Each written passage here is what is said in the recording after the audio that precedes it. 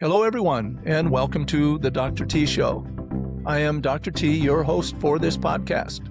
I would like to thank you for joining me today, and I invite you to follow this show as I engage in conversations with people from all walks of life, but with one thing in common.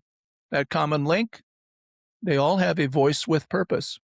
My hope in bringing you Voices with Purpose is to offer hope and inspiration and perhaps help launch your voice with purpose if you have not already done so. Be sure to check out my website, drtconsulting.org, for more information and valuable resources. So my guest today is Rand Timmerman.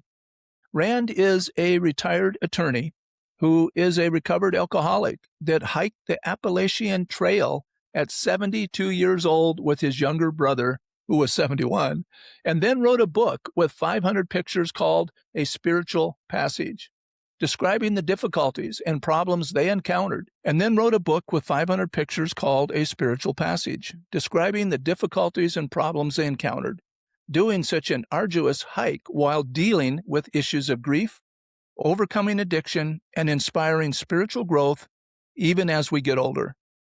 Rand hopes to inspire people who are struggling with life difficulties, whether they be physical, mental, or spiritual, by showing that we can deal with those issues by putting ourselves out there and not giving up on our dreams, aspirations, hobbies, or the other things that make us happy and fulfilled. Don't give up before the miracle happens.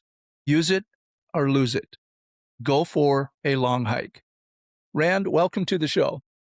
Thank you, Dr. T. It's a real pleasure to be here. I listened to some of the episodes in your podcast. You have some really great guests. I hope I can carry the mantle. I have no doubt that you will, Rand. Your story is inspiring, and I know the audience is anxious to hear more about it and about your journey. Maybe I'll start with this question. What prompted you to try to hike the Appalachian Trail at 72 years old? It was my brother's wife's Edie fault. Ronnie came back we were both combat veterans in the Vietnam War. Ronnie was in the Army. I know you and your brothers were in the Army.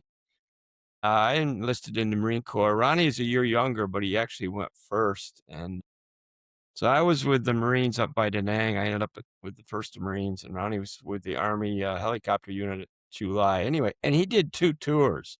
That was crazy that he actually extended, but he came home, and our mother's best friend, Edie, was 14 years older than Ron. And when they went on their first date, she brought the 3 youngest of her 7 children. So she was a divorced mother of 7. And oh my God, it was so amazing, Dr. T. They just fell madly in love. And my brother was a spiritual man his whole life. I kind of lost that. I lost it totally my first battle in Vietnam. I just couldn't understand how there was a God. He would let happen what was I felt like the men that were with me were getting wounded and killed were better men than me. And I don't know.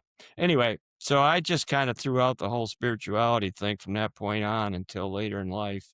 But Ronnie never lost it. And they got very involved in the Church of Latter-day Saints as Mormons, to the point where Ronnie became a bishop for 4 years in Watertown, New York, in the church there. And then when the kids got older and went out on their own, they went to Utah. A couple of the kids went with them, and they lived out there. And then Edie had a very massive stroke in 2011. Mm-hmm. She lived another 6 years, Dr. T, but and Ronnie took great care of her. He wouldn't let anybody else. And then when she passed, she left him with 7 kids, 27 grandchildren, and 30 great-grandchildren. That's incredible. Yeah. It is. And that faith, which is very strong for them, right? They marry very young, and then they like to fool around like rabbits. So the kids just come piling out like crazy. And so when she passed in 2017, he had that many. He's got a huge family, right?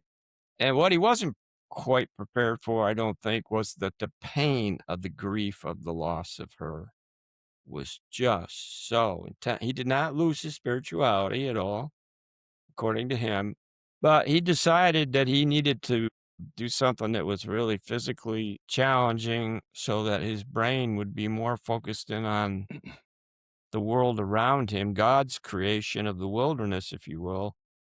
to allay the pain of the loss. I don't know. You can understand how that works, but that was his plan. And when I found out about it, I was like pretty shocked because Ronnie was 71 at the time. I was 72. For our age, Dr. T, we were both pretty good shape. I mean, I ran 26 marathons as an adult. Ronnie ran some. I did a whole bunch of 50K ski races all over North America in the wintertime. That was the other half of that aspect of my physical life. And Ronnie was, climbing the mountains and the valleys and the canyons in Utah and on a regular basis, which I didn't even know that. We only saw each other about once a year.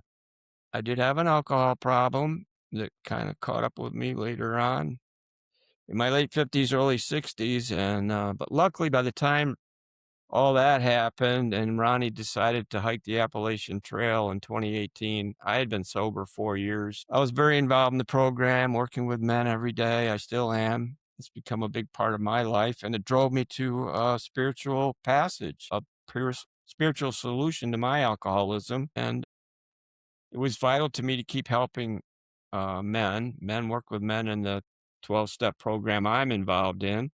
It's for alcoholics who like to remain anonymous. Yeah, yeah. Yeah, I describe it that way. So anyway, I was shocked, and I asked him how he was going to do it.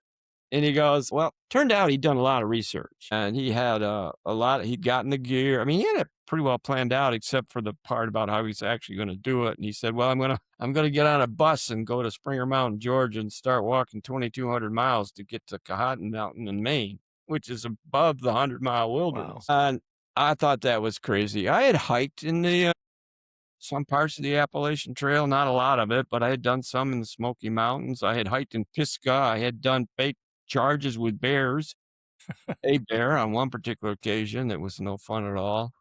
So I had a fair amount of knowledge, experience also, but I mean, it's 2,200 miles. It goes over 600 mountains.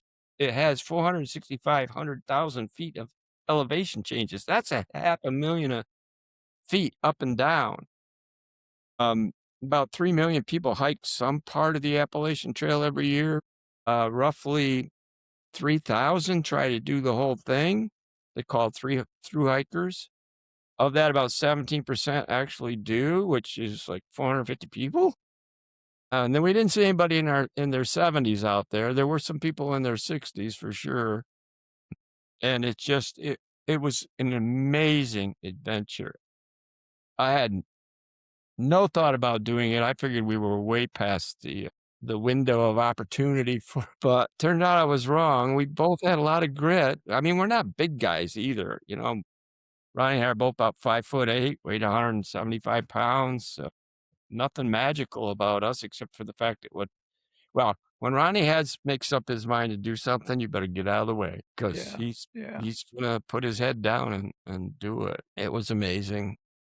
We talk regularly still, and he still lives in Utah, and I live in Syracuse, New York. And every time we seem to get around, how did we do that?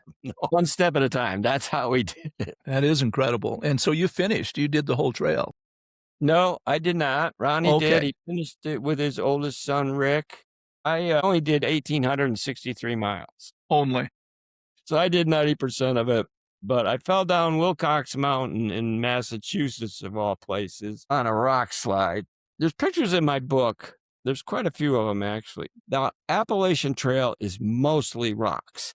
Yeah. And now, because we're at this point in the conversation, go ahead and tell us a little bit about your book and some more about the Appalachian Trail, of course. Okay. Well, this is a picture of it, actually. I actually did Spiritual it for the passage. family first with the 500 pictures, and I described in it how we did it. Ronnie was a pilot after he came out of the war and service. A commercial pilot for the most part, although he ended up his career by flying tourists through the Grand Canyon. Wow. That had to be a blast. But Ronnie kept a journal very pilot-like, very technical, right? We were here, we went there on a daily basis. This is how far it was. This is what, the elevation changes, that kind of stuff. He just kind of marched it. I was more like, I'm never going to walk here again. Mhm. This is, I took 5,000 pictures. It was just, to me, it was amazing. I walk around the corner, I would just say, look at that. Holy, in one case, it was like a bear standing 15 feet from me. I did not get a picture of that bear, but I do have some bear pictures in there. And I would take a picture. Ronnie was more about head down, march. We drove down, so each had a vehicle. There's trails going over the Appalachian Trail, or roads, I should say, going over the Appalachian Trail approximately every 10 to 15 miles.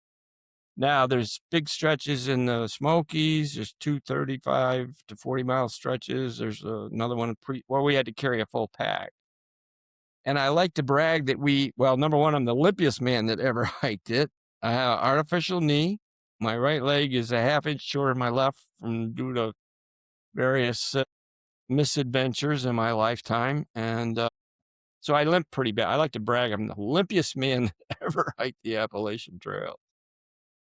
But having two vehicles gave us a big advantage because we parked on the Appalachian Trail pretty much every night when we could, right? And I slept in a tent every night, but a lot of times my truck was like 10, 15 feet away. So we could hike during the day with day packs, and they're usually about 20 pounds. I would carry extra water and stuff. A lot of the hikers didn't think it all the way through. On the top of the mountains, it's hard to get water. Mhm. Right, and it can be pretty hot sometimes. So, we carried extra water and medical supplies and stuff like that to help other people out. I gave away, water filtration gear on a couple occasions. People didn't have the right stuff. So, what we did was, in the morning, I would just start hiking, and I almost always went north. Ronnie would drive down the mountain from where we were, and then he would go down a road, usually through a valley, and then he would go up the next road to get up onto the Appalachian Trail, and then he would park, and then he would walk south. So we would meet in the middle of the day, Hmm. and then so Ronnie saw a lot more people than I did. I'm kind of going with the flow, but he's going against it for the most part. So that created some interesting situations and a lot of humorous stuff that went on too. And my brother is hyper competitive. So most days it was called Gut Check. Then I think they changed the name of it now, but he had this app on his phone that would tell him, where he was at any given moment. I actually got lost once, but he didn't do it that way. See, he was hiking to make time. He was just wanted to do it. I'm more about the journey. I kind of made up my mind. I was just going to hike it like it was in the 70s, right? And I stopped looking at the maps. I didn't pay attention to the topographical part of it. I'm just, surprise me, God. Let me see what I'm going to see today type of thing. So that made it more exciting for me. And then Ron, every time we would not, he would look at his thing and he would go, well, bro, you did 5.4 miles and I've done 6.2. So he was always beating me, right? And usually by the time I got to where he started, he would be there because he would have got to my truck, got in it, drove around, and he'd be waiting for me, right? So one day it was pretty good terrain. I decided, you know what? I'm going to beat his butt for once. So I was jogging, which is not a good thing to be doing, right? So when I ran into him that day, he gave me the look like, what? And then he's looking at his thing. He goes, bro, you've gone 6.1 and I've gone 5 point. You beat me. That was the only day I beat him. He made sure of that. So anyway, it was funny how the dynamics were and all the things that happened. But I could tell you stories all day long. It was just so incredible. And it was spiritual in many ways. That's why I call it a spiritual passage. My brother had he had kind of an intersection with Edie and our Father and God or Jesus Christ or whatever it could have been. If you're Hindu, it can be, whatever. They got a million gods, so you can pick anyone you want, I guess. But whatever, floats your boat. But for Ronnie, and there's a picture in there of a halo in the trail. And on that day, it was totally dark. It was so dark, we ran into a ranger, and one of us said, we need flashlights to walk safely. I mean, it was that. And then that moment that Ronnie had his experience, he saw a huge halo, and There's a picture of one in the book. I know it's not the one he saw, but it gives you an idea. It was the sunlight coming through the clouds, but it was the only light that day. And he heard Edie's voice saying, "Ron, you're doing the right thing. It's okay. I'm here with Dad." It was Father's Day, 2018. Wow. And this is a very special thing you're doing, and I'm with you. And somehow he got some peace and serenity from that experience, and it changed the trip for him too. So that was one of his things. A lot of humor stuff. Yeah. It's amazing the characters you run into on the trail, Dr. T. So do you write about some of the stories? Do you share some of the stories in your book as well, along with the photography? I do. I ran into a bunch of vets and helicopter pilots, Army helicopter pilots in Smoky Mountains. Actually, I ran into them a couple times. So we had a little bit of war stories going back and forth. They were in the Iraq War. Of course, I was in the Vietnam. I was a machine gunner on a helicopter for a while, so that kind of triggered. You know how that goes. It's being a vet yourself, an Army vet. You run into other vets, and you talk about stuff you won't talk with other people about. So there's a little bit of that in there. Every third or every other chapter, I talk about my recovery and how I did the 12 steps with a man who took me through it. And I struggled a lot with the God thing for a while, and then I finally surrendered. I gave up, and Yeah. my sponsor told me the first day of my current recovery, which now was May 5th, 2014. So it's been over 12 years now, ironically. Congratulations. And after he got me out of detox and took me to my first meeting with him, and we went to a meeting pretty much every day for the first year.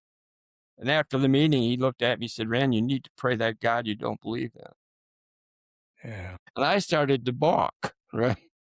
And he looked at me, "Or you will get drunk again." And that was the beginning of my spiritual path in this program and in my life, because I realized he was telling me the truth.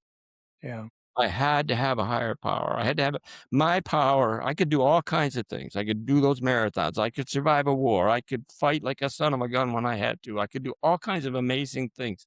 I was the first attorney in the world to cross-examine the director of the FBI lab about the efficacy of DNA in a rural county in upstate New York that there was absolutely no publicity about it. I mean, I could do all those things, but I could not stop drinking by Yeah. myself. I You had to know, have higher power, and I had to get it through a bunch of drunks that were not drinking it anymore, that had and walked that spiritual path before me. And absolutely. it's hard to explain how it changed my life, but it did. And that power got bigger. And on the trail, it really got big. God got way, way bigger. I mean, the creator of the universe, you talked about this in another episode that I listened to, very profound. When we can believe that the creator of the universe is on our side, Yeah. it can lead us down a path that there's no other way to go down. Then we've we have become humble enough and willing enough to do the right thing. And that's what I ended up doing. And then I was able to turn that around and help other men. So I describe that process in the book too. Then I've given it away to enough people, and got some feedback. I know that it has helped people get on that path. That's an amazing thing.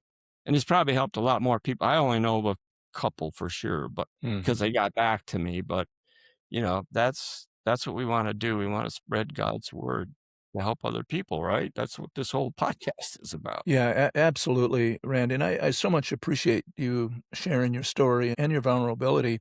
And you're right. It's interesting. We are able to do a lot of things because God made us wonderfully and magnificently with the capacity, with strength and thought and emotion and energy and drive. And so that's a good thing, right? But it Yeah. also can be a bad thing when it interferes with us, causing us to be prideful and thinking we can be independent of creator. So we have that challenge about where do I need him and what am I supposed to do on my own?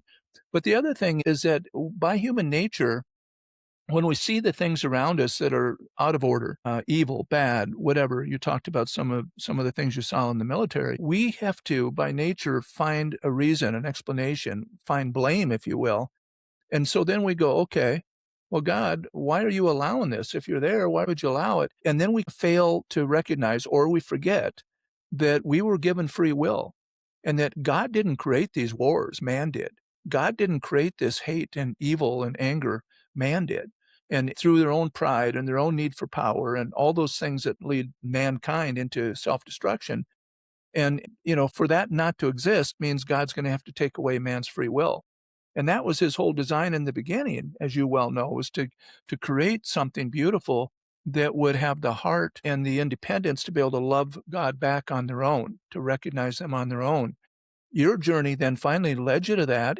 And so there we do reach the end of our capacity in so many things in life.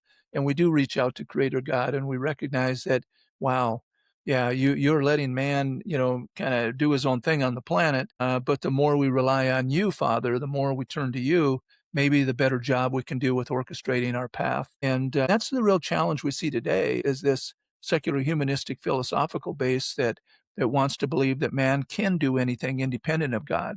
Well, we can do a lot, but we will come to a dead end, and we will, in the end, be self destructive as we're seeing globally. I really appreciate you sharing your journey and excited for listeners to be able to get your book and read more about it. Yeah, It's a beautiful thing when we do finally let go, like you did, and we do finally release that because I think we don't really realize how much energy we spend in self defense and denial and really trying to prove that we can do it on our own. We don't really realize how much energy we spend in that until we surrender to Creator. But it takes a correct. lot of effort to deny Him. Yeah, And then I think the other thing, Rand, I appreciate you sharing. You were seeing the battleground and all that, and it's hard to see God. And you went on this journey of nature. And I think it's almost a tactic that the enemy of our soul uses too, is to get us so consumed with what's around us and focused on that. And in big cities, you look at all the steel buildings and the glass and the commotion and the fast pace, it all takes us away from Creator. When God has created such a beautiful universe, and so many people find God in nature because you can't help but be out in nature and see the beauty of His creation and see it in the streams and in the forest and the wildlife and in the wind and in the stars. So I would think that's one reason why there's this tendency for so many to really want to go hiking or go camping because there's something that brings them a peace that you can't experience in the chaos. yep, you're absolutely correct, yeah, and there were special moments in that wilderness that I had that were speak to God in so many ways.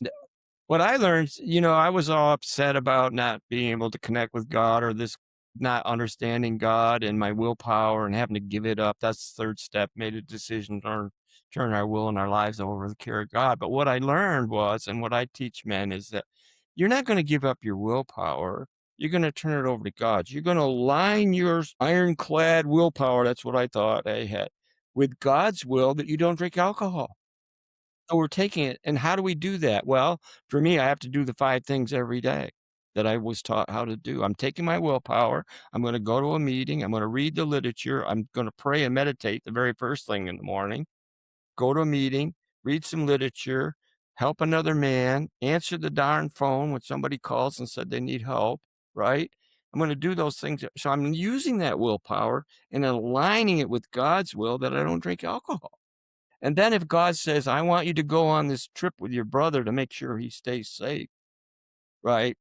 That I'm going to use that willpower to do that message. And then when the guys call me while I'm hiking on the trail every morning, because we had a set time for them to call, and I would turn my phone back on and I will talk to them, right? And so that's, for me, that's what made it a spiritual passage in so many ways. And it was just absolutely astonishing. And you were talking about being in nature, and I'll never forget one night I woke up, I'm in the tent, I sat up and I looked outside because I can see above, the side of the tent. There's a mesh there where you can see, and a bear walks by me.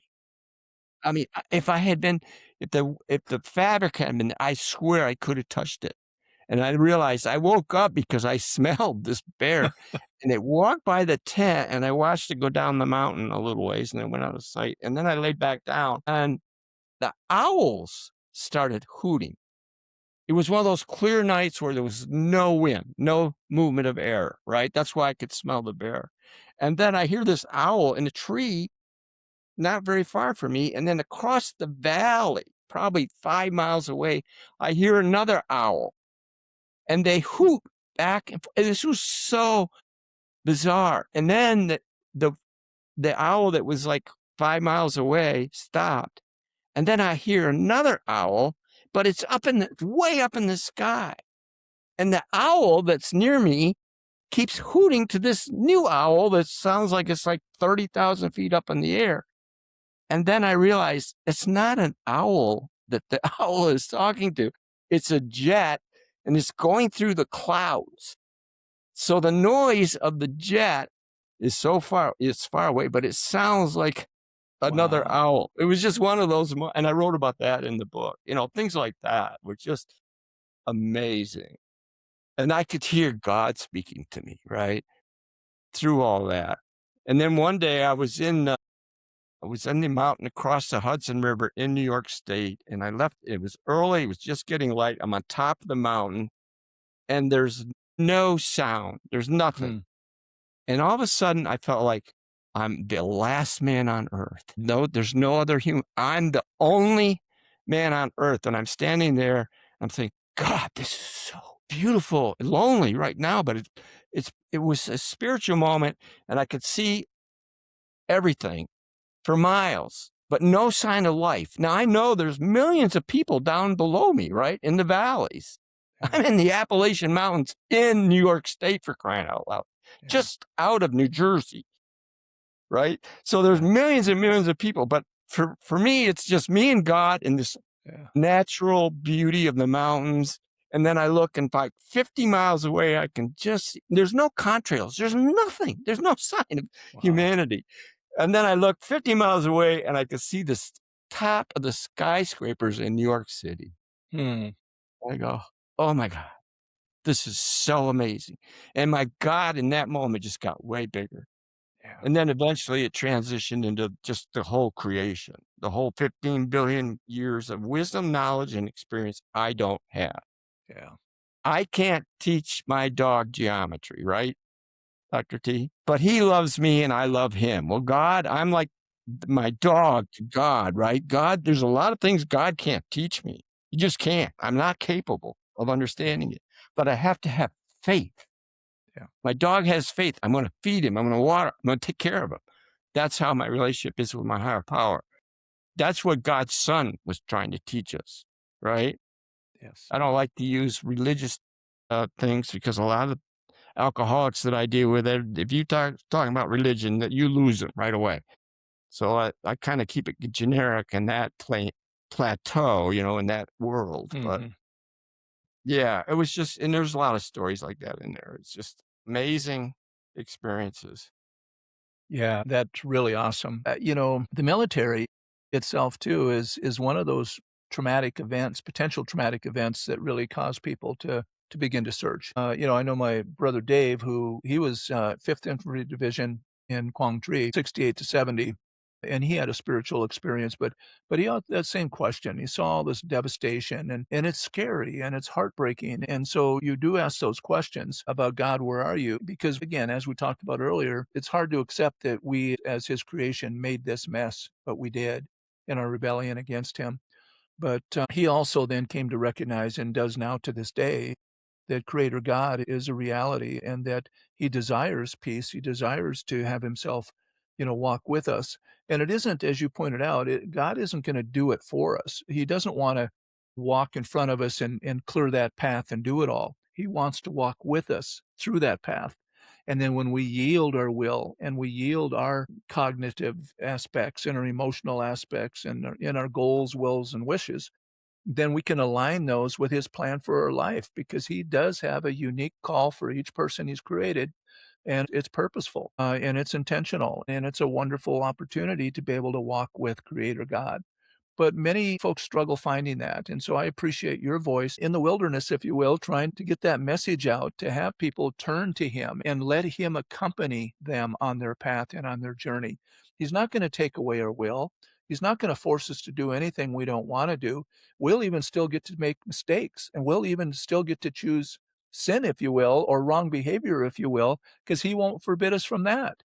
His word advises us to what's healthy and unhealthy, wise and not wise, but he is not a God that forces us, but rather a God that invites us and wants to be part of our life. Yeah, I agree with you 100%. He's always there for us, but he's not going Yeah, to micromanage us or anything like that. We have to reach out to him. yeah, But when we do, when we align our will, our spirit with his spirit, then he will help us with things like obsession, yeah, that we can be lifted out of that with the caveat that we have to turn around and help other people. It's a gift, but it's not for us to keep to ourselves, right? We have to share it. We have to help others to be inspired to believe and yeah. have faith that the same thing can happen for them. Absolutely. I had the opportunity I don't know if you watched the USA 250 tribute to God and Country I did with my brothers, but, that's a podcast that's out. It's called USA 250, 3 vets, 3 brothers pay tribute to God and Country. It's on YouTube, and Ted in '70 to '72 was, Cam Bay, military police and kind of a secretive operation, and I was sent to Europe '72 to '74, an Army unit, and so we all did our tour, but we all then were able to come out, thankfully, in one piece, though emotionally and psychologically, a lot of damage. Both my brothers are considered disabled because of many of those experiences and things, so they're disabled vets. But, we spend a little time talking about the realities of the opposition that we see, not just against God, but against country, and so we talk about some tough issues I think you would appreciate. But back to you, I so much, Rand, appreciate your journey and for you taking on such a challenging task, at that point in your life and the success you had, and then the experiences that you had that you're sharing. It's a beautiful thing what you've done and what you're sharing today, so I say thank you for that. Yeah, thank you, and thank you for your brother's service too. I was in Quang Tree, not in '68. He was there during Tet. That was really Yeah. bad, really, Yes. really bad, and I got out Yes. just before Tet. Irony, but I was at Quang Tree. I was up Khe Sanh. I was all over Da Nang, all the way down to Chu Lai. I mean, oh my Yeah. god. Yeah, we have stories, don't we? Yeah, and you made another excellent point, which I'll reiterate to our audience, and because it's true, it's not just for vet care or alcoholism care, it's for other things.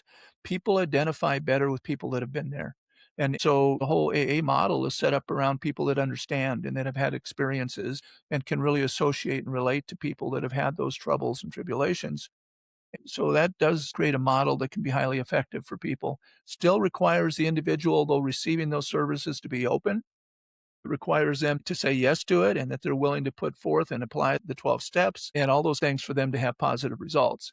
But it comes across much better, received much better from someone that's experienced it and knows the path they've been on. Yep, I agree with you 100% on that. We have those wrinkles and Yeah, another we've been down the path, so we were beat up a little bit, but that yeah, doesn't mean we d I actually it makes our shares more genuine and real, you know?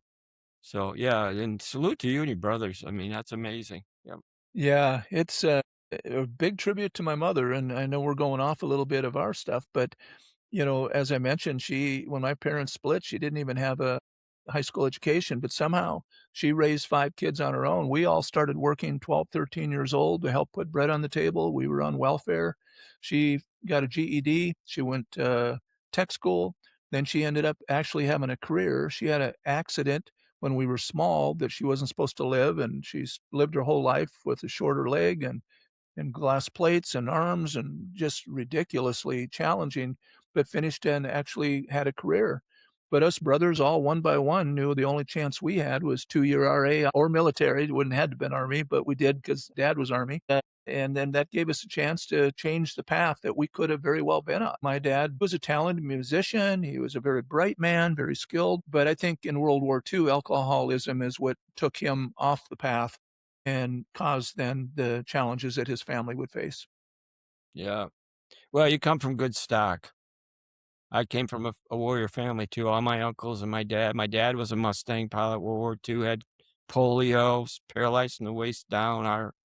That doomed us to a life of poverty that made us stronger. Like you said, Yeah, I was 12, 13. I was already driving tractors, pulling manure spreaders, cleaning gutters. I mean, I was doing it all, man, and it was a tough, tough thing, but it was good for us, right? Taught us independence, discipline, I was a trapper. I would go out at 4 o'clock in the morning and do all Yeah. kinds I still get up every day at 4 o'clock. It Oh, yeah, gets I you was trained in your I'd get jobs on the farm, bale hay for a penny a bale, and I could make 20 bucks in a day, and back then when I was a young kid, that was a lot of money, but that was a lot yeah, of work. I was working a 5 at night to 5 in the morning shift when I was 16 years old. I mean, we survived. Those are the good highlights for responsibility and discipline. The other side of that, there was a lot of rebellion and living in the streets and a lot of behavior that wasn't in line with God. I had my transformational experience in the military 3 months before I got out and left Europe to finish my tour. I came across an army chapel that a revival broke out, and God caused my feet and legs to walk towards it, and long story short, met Jesus, and that changed my life and my path moving forward. wow, that's awesome. Yeah, I can relate to, I mean, I was a pin setter in a bowling alley. I was a Yeah. janitor for working from midnight to 8 o'clock in the morning, trying to put myself through college that year that Mhm. I spent in college before I went in the Marine Corps. So we share a lot of Yeah, commonality, don't we? That's we sure amazing. And then do. we have that Yeah. spiritual awakening. Yeah. Yeah. Holy crap. And you know what? That brings it all into perspective. It really does because, look at God's 3 ordained institutions. It's government, it's family, and it's the church. Now, there's representations of it, and it can be called a physical church, whatever, but basically the spiritual life. And the family being the family that he created with divine order, and government being what he put in place to be able to oversee and orchestrate and structure. All of those are being challenged and attacked today, of course, big time by a very extreme ideology, and I write about that in my book, Awaken. But, as we put those pieces together in our own life, understand the purpose of government and how that is supposed to represent God's truth, and then the family, how that's supposed to represent God's order, and then the church, how that's supposed to represent our spiritual relationship with Him, we can become whole again and walk, as we talked about, with God, not behind Him, not Him in front, but with God as He intended from the beginning.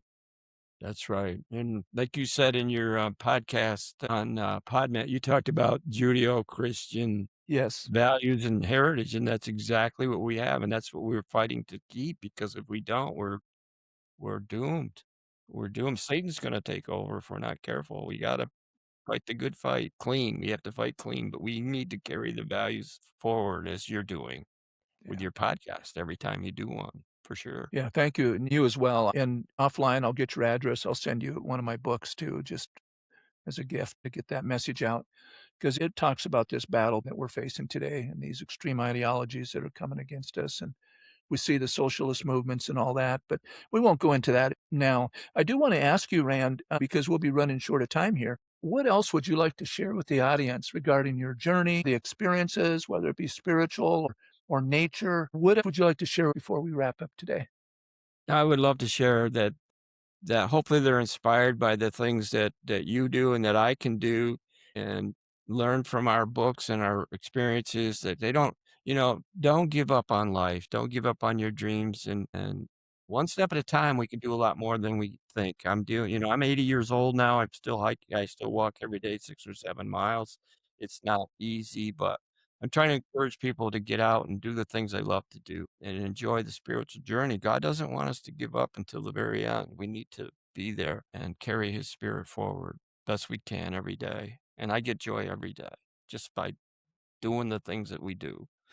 Yeah. That's well said, Rand. Thank you. And incidentally, you don't look 80 years old, nor do you act 80, nor does your brain function 80. I mean, you've done something right. Aside from all the mistakes we make and the troubles we make for ourselves, you've done something right because you're doing very well, my brother. Very well. Yep. Well, thank you, James. You are too. And if you send me your address, I will autograph and send you one of my books for Okay. sure. Awesome. I will Awesome. absolutely do that. We can trade books. Yeah, there we go. There we go.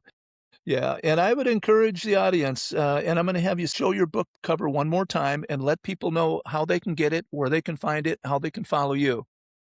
Okay, hold it. Actually, it's amazing, but if they Google a spiritual passage, my book pops right up, and it's on Amazon, and or they can go to my website at randtimmerman.com. They can email me at rand.timmerman@gmail.com. But actually, if you Google my name on the internet, you'd be surprised what pops up. There's a lot of information there. I don't know. I don't wanna be a media guy, but it seems to be Yeah, happening, so there we go. yeah. Yeah, I don't think any of us set out. I mean, we come from a different school, and a different time frame, and so I've had to learn a lot of stuff that I didn't know I was going to need to learn, but it was necessary to match the call because to get the voice out, we need to use the tools and resources that are out there. So I'm doing that as well. But yeah, it's interesting. I really am not a media guy or into any of that kind of stuff, but I'm doing what I have to do. Yeah. Yeah, same. Thanks. All right. Well, awesome. Well, again, I want to say thank you, Rand, for being on the show today. You've been a wonderful guest, and I love your message and I love what you shared. And I encourage people to get your book. I think they'll be blessed and encouraged by it. I also would like to extend my sincere thanks to each of our listeners for spending this time with us on the Dr. T Show. I invite you to subscribe and follow along each week as I explore important topics through the lens of truth, faith, and discernment. Be sure to visit my website, drtconsulting.org, where you'll find valuable resources, information about services, and details on how to order my new book, Awaken, Exposing the Web of Deception, Threatening Our Faith, Family, and Freedom. While you're there, don't forget to download your complimentary copy of the ebook Peace Pace, available free of charge. So until next time, may God bless you, and may He be a light unto your path, and may He guide you as you discover, develop, and activate your voice with purpose. This is Dr. T, signing off.